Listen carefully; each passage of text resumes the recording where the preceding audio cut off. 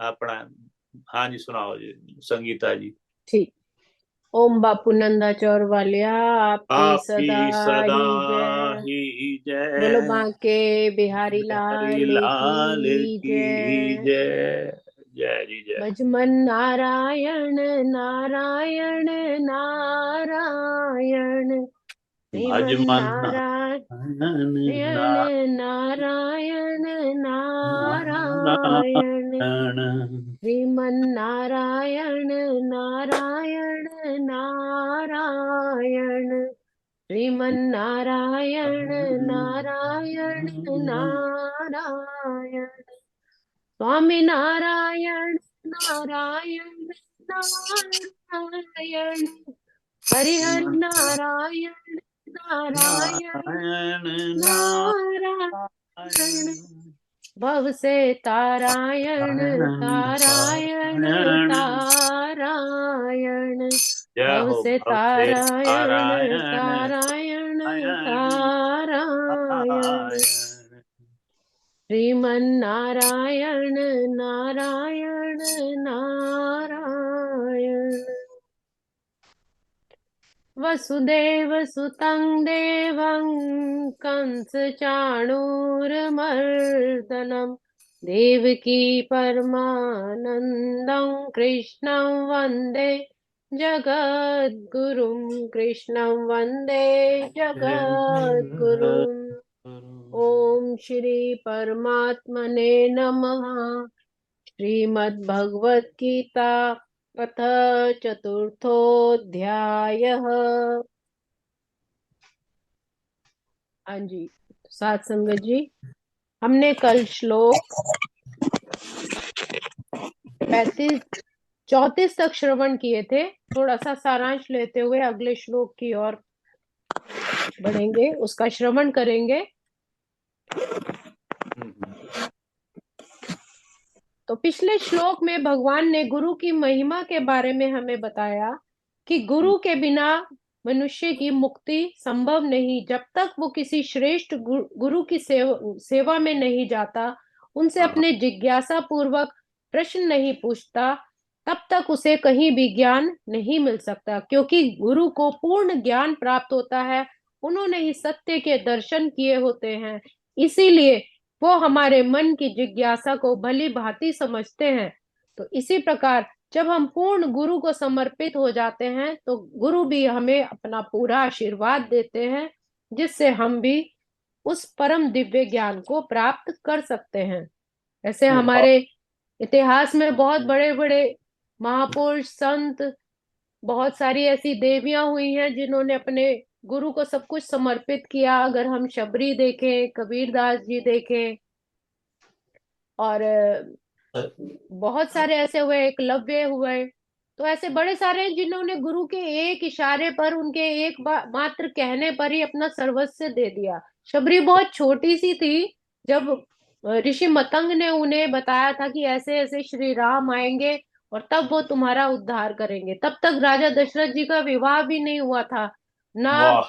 उन्हें यह पता था कि कब आएंगे। लेकिन वो इतनी छोटी सी थी, उसको पता था कि मेरे गुरु ने कहा है कि एक ना क्या। एक दिन प्रभु श्री राम आएंगे और वो वाह। तुम्हें दर्शन देंगे।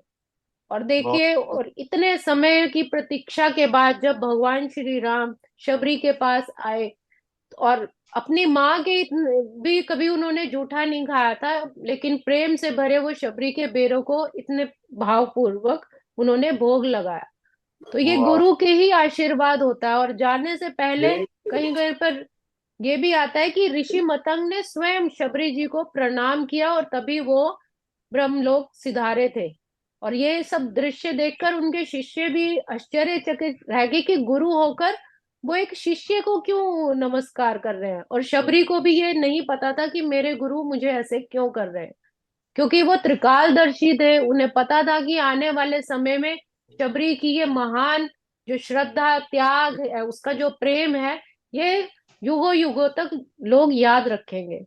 तो भगवान भी प्रेम के ही भूखे होते हैं। जितने प्रेम भाव से, श्रद्धा से उनको समर्पित करें तो फिर प्रभु भी सुनते हैं। तो और ये सब चीजें बिना गुरु के आशीर्वाद के कभी भी संभव नहीं होती।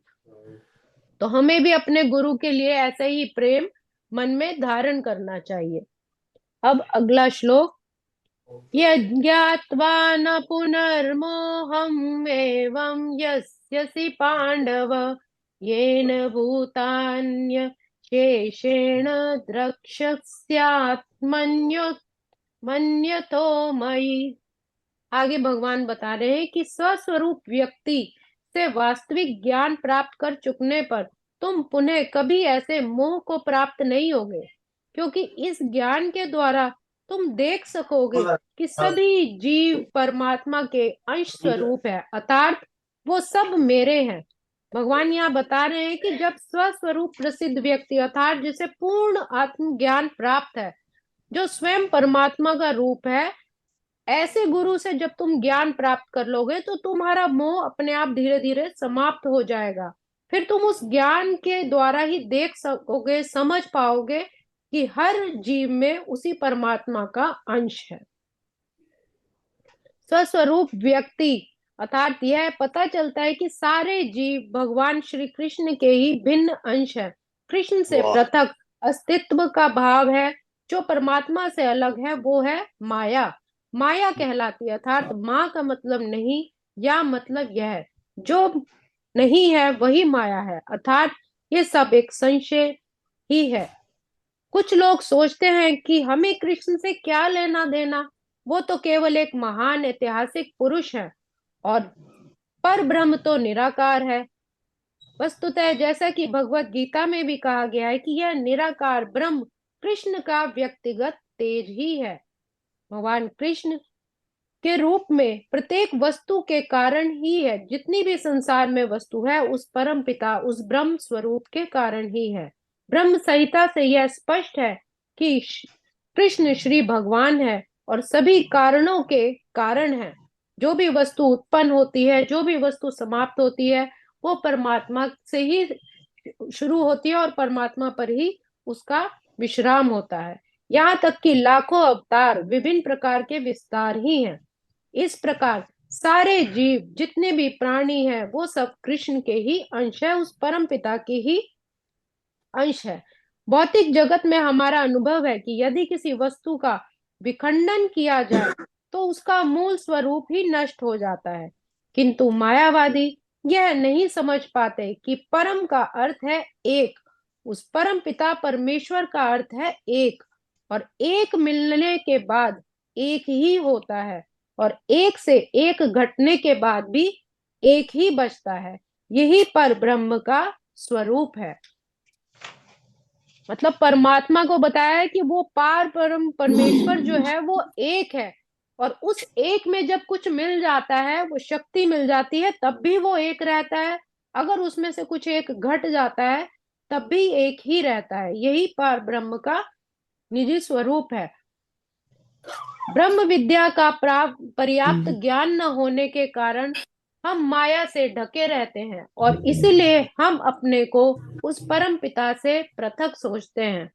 हम सभी कृष्ण को प्रसन्न करने के निमित्त है, केवल माया के कारण ही तो अर्जुन ने भी यही सोचा कि स्वजनों से उसका ये क्षणिक संबंध कृष्ण के शाश्वत आध्यात्मिक संबंध से अधिक महत्वपूर्ण है।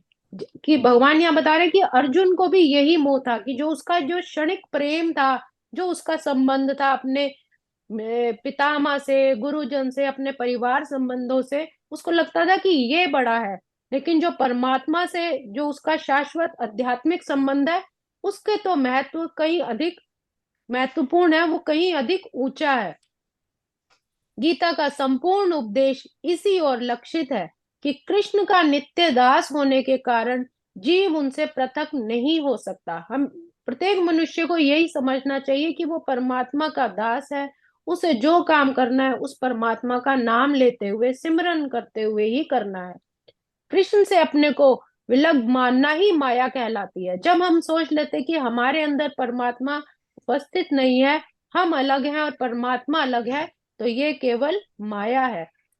पार ब्रह्म के विभिन्न अंश के रूप में जीवों को एक विशिष्ट उद्देश्य पूरा करना होता है।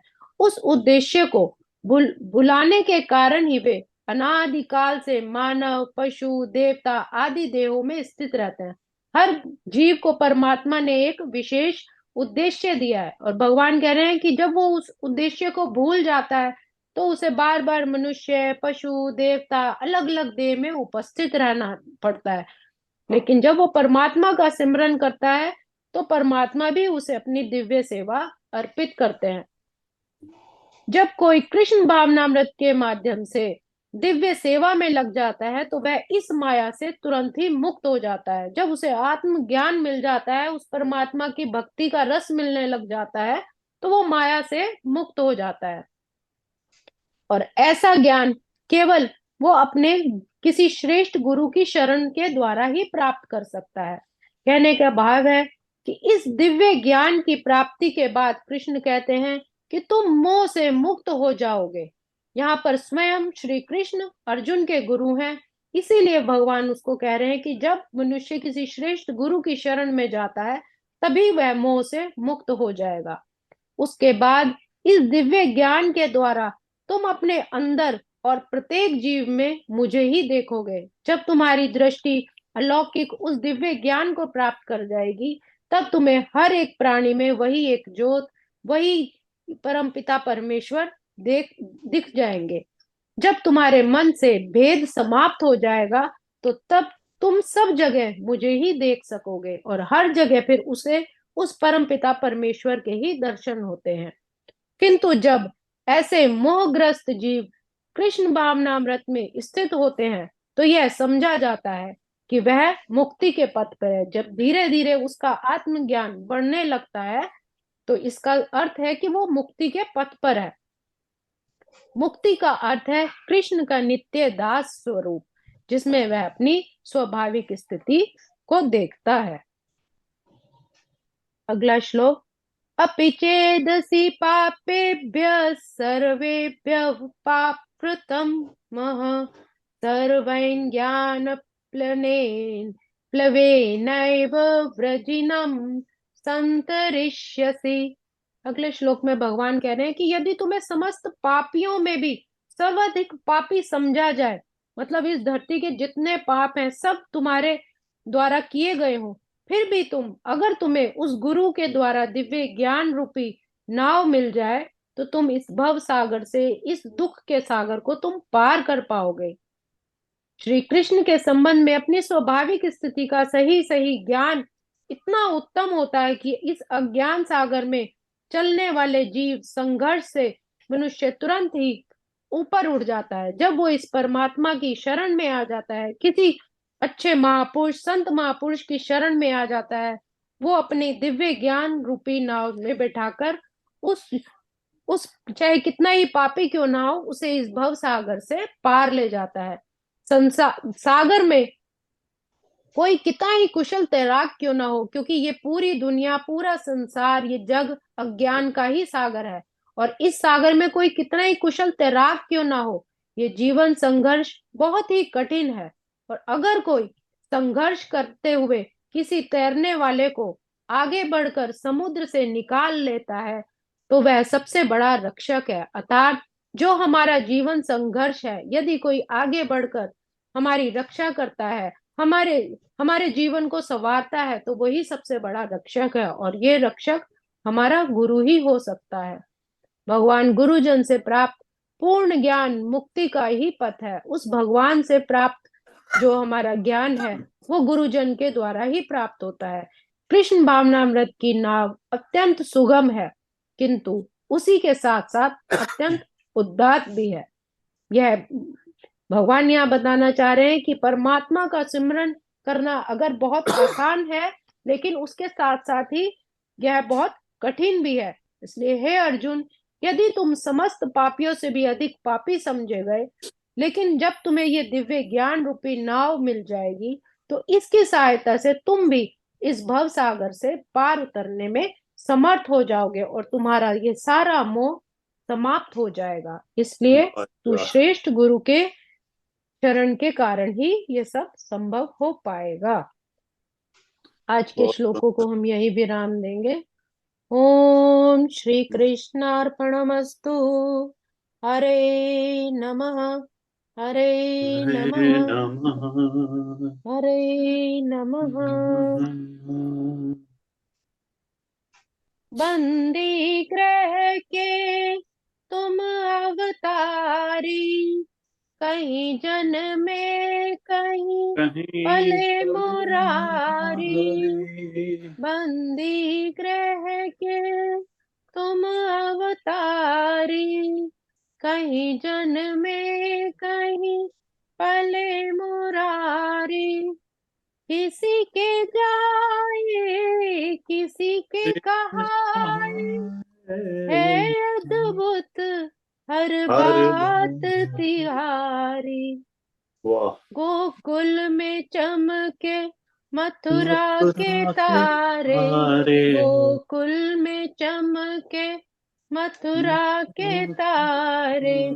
हे नाथ नारायण वासुदेव, श्री कृष्ण गोविंद हरे मुरारे। हे नाथ नारायण वासुदेव, श्री कृष्ण गोविंद हरे मुरारे। हे नाथ नारायण वासुदेव। वासुदेवा बोलो बाके बिहारी लाल की लाल जय। मेरे की सतगुरु जय महाराज की जय। सब जय। संतन की जय। वाह जी वाह। बहुत बहुत धन्यवाद संगीता जी। भगवान धन्यवाद। कृष्ण के अर्जुन के मुखारविंद से निकले हुए सारे श्लोक जो हमें सुनाते हैं आप, और उसका फिर आप विश्लेषण करती हैं, एक्सप्लेन करती हैं। बहुत बहुत धन्यवाद। हाँ जी, तो नेक्स्ट हम